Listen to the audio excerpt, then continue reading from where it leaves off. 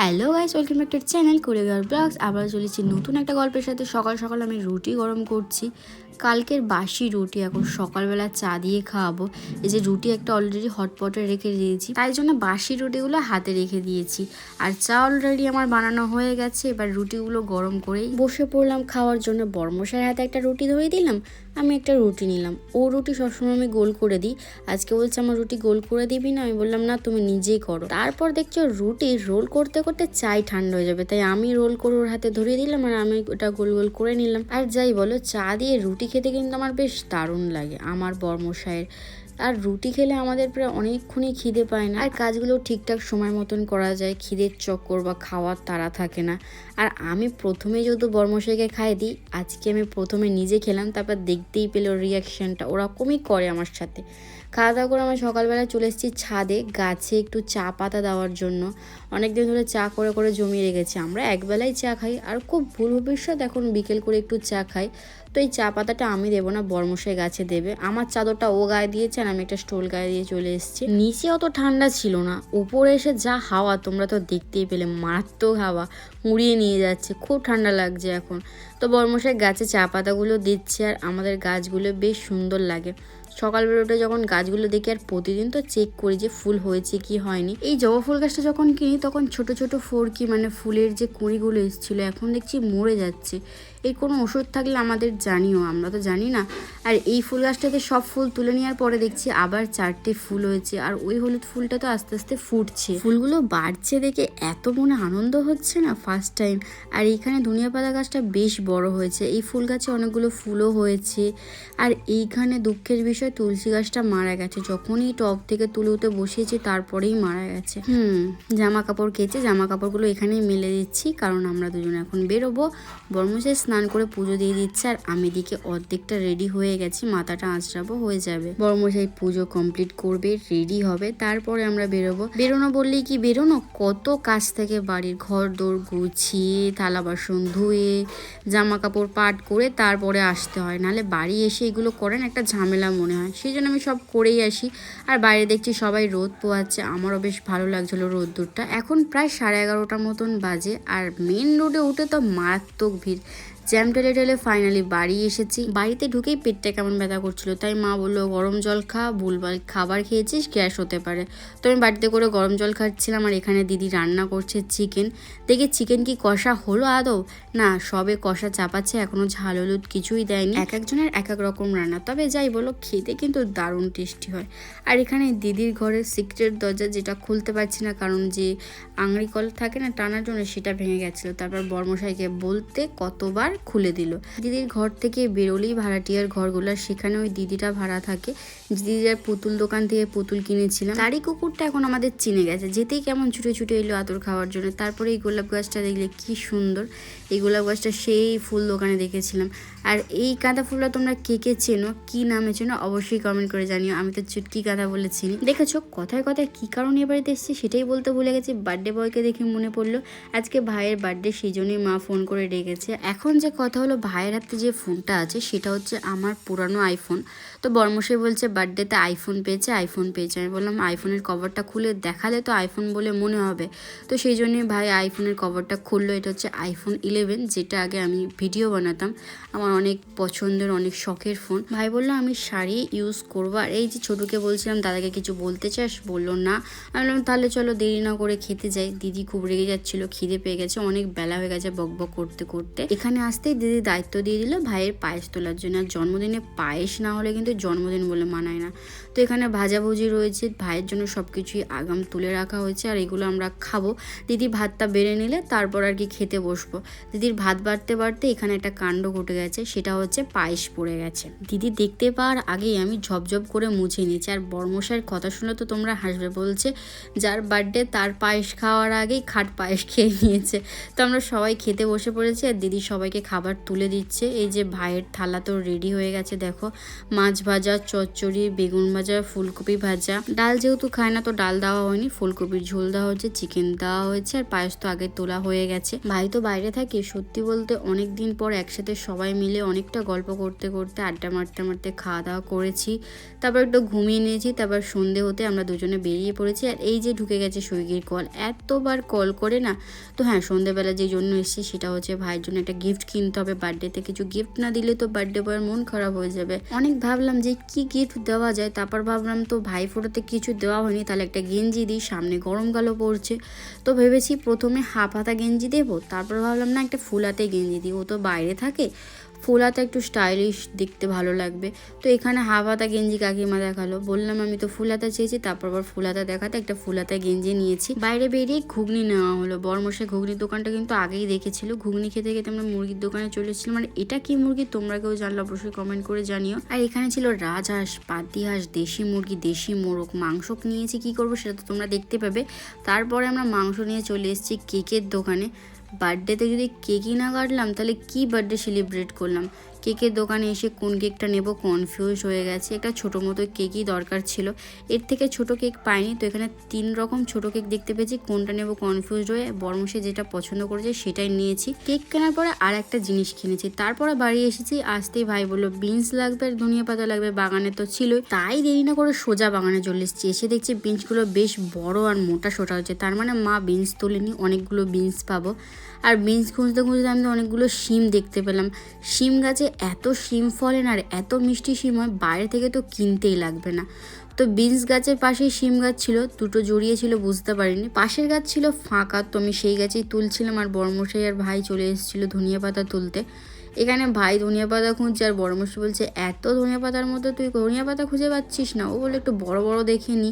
তো ভাইয়ের ধনিয়া পাতা মোটামুটি যতটা লাগবে তুলে নিয়েছে। আর বাগানের চারিদিকটা কিন্তু পুরো ফাঁকা আছে, দেখে কিন্তু যে কারোর ভয় লাগবে।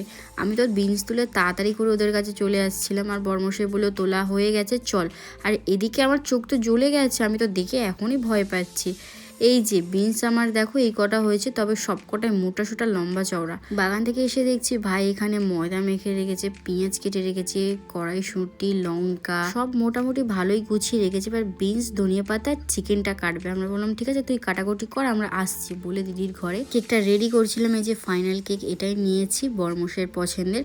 তারপর হ্যাপি বার্থডে একটা লাগিয়ে দিলাম। তারপর ভাইকে ডেকে গিফটটা দিলাম। ভাইকে বললাম এই যে ড্রেসটা পরে আসতে হবে, নতুন জামা পরে কেক কাটতে হয়। এই যে ভাই হাঁ করেছিল, কারণ বরমশাই বলেছিল সবার সামনে ড্রেস চেঞ্জ করার জন্য, তাই হাঁ হয়ে গেছিলো। তারপর অন্য ঘরে গিয়ে চেঞ্জ করে এসছে। আর দিদি হ্যাপি বার্থডে জানিয়েই যাচ্ছে সকাল থেকে, তাই বরমশাই বিরক্ত হয়ে মাঝখানেই বসে পড়লো। বসে একটা মারও খেয়ে নিয়েছে। স্পার্কেলটা কেকের উপর রেখে জ্বাললে তো সুন্দর লাগবে, তা না করে নিজের হাতেই নিয়ে জ্বালিয়ে দিল। আবার ভাইকে বলছে এটাকে ফু দিয়ে নেবাতে, তা কি হয়। তারপর ওর মনে হলো এটা দিয়ে বরণ করবে, বরণ করতে গিয়েই আলো নিভে গেল, মানে বাজির 12 শেষ হয়ে গেছে। এখন তো ক্যান্ডেলের বদলে এটাই বেশিরভাগ লোক ইউজ করে, তো আমরাও নিয়ে এসেছি। এটার মধ্যে একটা আলাদা আনন্দ মজা রয়েছে। আর কারোর বকবকানি থামছে না। আমি বললাম সবাই স্টপ, এবার কেক কাটা হোক। তো ভাই বসে পড়েছে কেক কাটার জন্য, 2-4টে ফটো তুলে দিলাম। তারপর ভাই সুন্দর করে কেক কাটতে শুরু করলো। Happy birthday to you, happy birthday dear Rahul. Cake কাটার পরও সবার প্রথম দিদিকে দিল, কারণ দিদি এখানে সব থেকে বড়। দিদি ওকে খাইয়ে তারপর নিজে খেলো। এরপর আমার পালা, যেহেতু আমি ছোট দিই তাই আমাকে দিতে এলো। আমি কেক খেয়ে নিয়েছি, কিন্তু আমি ঘুরিয়ে খাওয়াইনি, কারণ আমি তো জানি ও খেয়ে নিয়েছে। তারপরে দিদিকে দিতে যাচ্ছিলো, কিন্তু দিদিগুলো তো ডিমই খায় না, সেই জন্য ভাইকে খাইয়ে দিল। এদিকে বরমশাই স্টারটা নিয়ে যা করছিল, আমি ভাবলাম নিজে খাবে, ভাইকে খাওয়াবে না। তারপর দেখলাম না, ভাইকে খাইয়েছে। তারপর ভাইয়ের হাতে যা কেকটা ছিল পুরো বরমশাইয়ের মুখে ঢুকিয়ে দিয়েছে, গাল ভর্তি হয়ে গেছিলো। আমরা তো হেসে হেসে নাটা পাটা, তার মধ্যে দেখছি ভাই এসে ওর গালে কেক লাগিয়ে দিয়েছে। এবার ওকে কে আটকায়? ও তো বলছে আমি তোর মাথায় রাজ তিলক লাগিয়ে দেবো। প্রথমবারে মিস গেছে বলে দ্বিতীয়বারে লাগিয়ে তারপরেই ছেড়েছে। কেক টেক খাওয়া দাওয়া হয়ে গেছে, খুব আনন্দ হয়েছে। এইবার পালা কাজের। এই যে আমরা কেক কেনার পর একটা জিনিস কিনেছিলাম, সেটা হচ্ছে গাজর। গাজর কিনে নিয়ে এসেছি, কারণ আজকে আমরা খাবো মোমো। আর গাজর, বিনস এইসব দিয়ে স্যুপ বানাবে ভাই। ভাই ভালো পারে, আর কাটিংয়ের কত স্পিড দেখতেই পেলে। তো ভাই বললো আমি করে দেবো, নো চাপ। তবে দুঃখের বিষয়টাই যার জন্মদিন তাকে দিয়েই কাজ করাচ্ছি। সবজি কাটার পরে এখানে চিকেন কাটা হচ্ছে। চিকেনটা আমি কেটে নিয়ে আসিনি, কারণ হাড়গুলো লাগবে শুয়ের কাজে, আর সলিডটা হবে কিমা। তো তো ভাই এখানে সুন্দর করে কিমা করছে, আমাদের যেহেতু দোকান ছিল সেই জন্য কাটের এইটা, তারপর যেটা দিয়ে মাংস কাটছে এটাকে চাপড় বলে, চাপড়টা সবই আমাদের আর কি ছিল বলে অতটা চাপ নেইনি, ইজি আমাদের কাছে। বাট ইজি নয় ভাই, অনেক কষ্টের। আমরা জোগাড় 2 ঘন্টা ধরে করে যাচ্ছি, এখনও মানে আমাদের রান্না হচ্ছে না। আমি সেটাই বলছি, মোমো খেতে 2 মিনিট লাগলেও বানাতে 2 ঘন্টার বেশি সময় লাগে। তো এখানে ভাইয়ের মোটামুটি সব কাটাকুটি কমপ্লিট হয়ে গেছে, এখানে চিকেন কিমাও কমপ্লিট হয়ে গেছে। আর এখানে আমি মোমোর চাটনির জন্য শুকনো লঙ্কা ধনিয়া পাতা সিদ্ধ করতে বসিয়ে দিয়েছি, আর এদিকে বরমশাই ময়দা মাখছে। ওইটুকুনি ময়দা হবে না বলে আবার মাখছে, এটাই হচ্ছে ব্যাপার। ও হ্যাঁ, এদিকে উনুনে এখন আমাদের তেল গরম হচ্ছে, তেলটা কি কাজে লাগবে সেটা দেখতেই পাবে। এখানে দিদি দেখো ডান্স করছে, নাচ হচ্ছে, গান হচ্ছে, একসাথে মজাও হচ্ছে, রান্নাও হচ্ছে, একটু পরে খাওয়াও হবে। এদিকে বরমশাই ময়দাটা হাফ মেখেই চলে গেছে, চাপাও দেয়নি। মেখে কোথায় গিয়েছে? খাবার আনতে গেছিলো। একটু আগে আমরা হাটে গিয়ে ঘুগনি খেলাম, ও একাই খেয়েছে ঘুগনি, আমি খাইনি। তারপরে ওকে অনেকটা কেক দেওয়া হয়েছে, ভাই তো দিল, আবার অতটার বেশি কেক খেয়েছে। তারপরেও ওর ছোলা মুড়ি খাওয়ার ইচ্ছা হয়েছে, তো ছোলা মুড়ি খাচ্ছিল। আর এদিকে ভাই যে তেলটা গরম করতে দিয়েছিল সেইটা মাংসর মধ্যে দিল। এই তেলেতে মাংসটা অর্ধেকটা বয়েল হয়ে যাবে, কারণ তেলটা খুব হিট করে নিয়েছে। ভাই মাংসে তেল দিচ্ছে, মানে মোমোর পুরটা রেডি করছে। আর এদিকে দিদি লেচি কাটা শুরু করে দিয়েছে। দিদি বলছিল বড় করে বেলে গোল গোল করে কেটে নেবে, আমি বললাম দরকার নেই, তুই ছোটো ছোটো লেচি করে দে, আমি বেলে দেবো, আমি তো এই কাজটা পারি।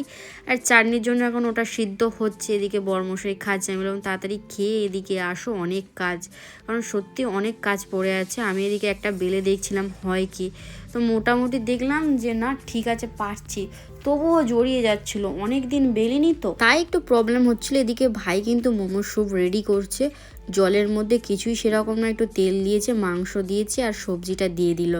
তারপর ওদিকে মোমোর স্যুপ কিন্তু বসে গেছে আর পুরো কিন্তু রেডি হয়ে গেছে, তাই আমি বেলা শুরু করে দিয়েছি। আর মোমোর যে পুরটা ছিল চিকেনের, চিকেন কিমা, পেঁয়াজ কিমা আর একটু রসুন দিয়েছে, একটু বলতে 2-4টে কোয়া কুচি কুচি করে দিয়েছি, একটু গরম তেল, ধনিয়া পাতা, ব্যাস এইটুখানি। হ্যাঁ, গোলমরিচ গুঁড়োটা কিন্তু মাস্ট ইম্পর্টেন্ট। তো সিম্পল এটুখানি ছিল। তারপরে দিদি এদিকে মোড়া শুরু করে দিয়েছে। দিদি মোমো ভালোই মুড়তে পারে, একবার দোকানে 3000 পিস মোমোর অর্ডার ছিল, তখন দিদি সারা দিন রাত ধরে মোমো মুড়েছিল, সেই হ্যাবিটটা রয়ে গেছে। তবে প্রথম মোমোর থেকে দ্বিতীয় মোমোটা বেস্ট হয়েছে, কারণ প্রথমবার অনেক দিন পর করলে একটু গুলিয়ে যায়, তাই না? তো সেটাই দেখাচ্ছিল। মোমো ওদিকে মোড়া শুরু হয়ে গেছে। এদিকে ভাই বললো আমি চাটনিটা তাহলে করে নিই। শুকনো লঙ্কা, একটা কাঁচা লঙ্কা, ধনিয়া পাতা, রসুন, সেটাই মিক্সিতে পেস্ট করে বাটিতে ঢালছে, কিন্তু এত জড়িয়ে গেছে, অল্প জিনিস তো সেই জন্য পড়ছে আর না। ভাইকে বললাম তুই ছাড় ভাই। তারপর এদিকে দেখি বড়মশাই মোমো মুড়বে বললো, একটা দুটো মুড়েছে। আমি বললাম ঠিক আছে, এবার মুড় দেখি কেমন পারিস। তো প্রথমে মোমোর লেচি নিয়ে ওতে দিয়ে দিল পুর দেখে আমার মনে হচ্ছে যা লেচি আছে পুরো মোমো কমপ্লিট হবে না, লেচির নিঘাত বেশি হবে, কারণ যে হিসাবে এরা পুর দিচ্ছে। তো এখানে বরমশাই মুড়ছে, হয়তো ভালো বা পুরোপুরি যে ডিজাইনটা সেটা পারি না, তবে চেষ্টা করছি, এটাই অনেক। ঘরে মোমো খাবো, আবার ডিজাইনের কি লেনা দেনা কি। তো যেভাবেই মুড়েছে মোটামুটি ভালোই মুড়েছে, 2-1টা মুড়তে মুড়তে কিন্তু প্র্যাকটিস হয়ে যাবে। এদিকে আমাদের পুরো ক্যান কমপ্লিট। এরপর মোমোটা সিদ্ধ বসিয়ে দিয়েছিল, এখনও পুরোপুরি সিদ্ধ হয়নি। আমি বললাম দেখি কেমন দেখতে হয়েছে, বেশ ফুলেছে মোমোগুলো, ওই জন্য একটু ফাঁকা ফাঁকা করে দেওয়া হয়েছিল, যাতে গায়ে গায়ে লেগে জুড়ে না যায়। এইবারে তো আমাদের স্যুপটা কমপ্লিট করতে হবে, কারণ স্যুপেতে শুধু সবজি দেওয়া হয়েছিল আর একটা ডিম পরে ফেটে দেওয়া হয়েছিল, একটা না 2টো ডিম দেওয়া হয়েছিল। দিদি বললো একটু অ্যারারুট না দিলে স্যুপটা বেশ গাঢ় হবে না, আর খেতে অতটা টেস্টি বা ফ্লেভার আসবে না। 1-2টো আর্জিনা দিয়েছিল জাস্ট টেস্টের জন্য, তারপরে অল্প করে অ্যারারুট জল দিয়ে দিয়েছে, যাতে স্যুপটা গাঢ় আর পুরো দোকানের মতো খেতে হয়, দোকানের থেকেও ভালো হবে অ্যাকচুয়ালি। স্যুপ বানানো খুবই সহজ, আমি শিখে নিলাম। স্যুপের মধ্যে অ্যারারুট দেওয়ার 10 মিনিট পরে কিন্তু স্যুপটা বাটিতে তুলছে খাওয়ার জন্য। এই যে একটা পিস চিকেনের, বেশ ভালোই পিস, আর চিকেনগুলো বেশ টেস্টিও হবে দেখে মনে হচ্ছে। 2টো বাটি স্যুপ তোলার পরে লেবু দিয়ে দিল হালকা করে, লেবু দেওয়ার পরে গোলমরিচ গুঁড়ো ছড়িয়ে দিল, এরপরে স্যুপটা অসাধারণ টেস্ট হবে। দিদি কিন্তু মোটামুটি ভালোই সব কিছু পারে। তো এবারে সব মোমোগুলো তুলছে, ক্যান খালি করতে হবে, আবার মোমো দিতে হবে। প্রথমে থালাতে মোমো তুলে মাকে দিয়ে আসবো, তারপরে যে মোমোগুলো থাকবে আমরা খাবো। তো দিদি প্রথমে গুনে গুনে তুললো, একটা ক্যানে 21 পিস মোমো ছিল, সেই মোমোগুলো তুলে মাকে দিয়ে এসছি, আর আমাদের জন্য রেখে দিয়েছি। দিদি আবার ক্যানে সুন্দর করে মোমোগুলো সাজিয়ে দিচ্ছে, আমার আর তর্স হয়েছে না, আমি মোমো খেয়ে নিলাম, মোমোটা সত্যি বলতে দারুণ টেস্ট হয়েছে, অসাধারণ লেগেছে। যত ইচ্ছা ততই খেতে পারবো। আমার তো বেশ ভালো লেগেছে। এখন অনেক মোমো করা বাকি, অনেক কাজ বাকি। তোমাদের ভিডিওটা কেমন লেগেছে অবশ্যই জানিও। লাইক কমেন্ট শেয়ার সাবস্ক্রাইব করে দিও। টাটা।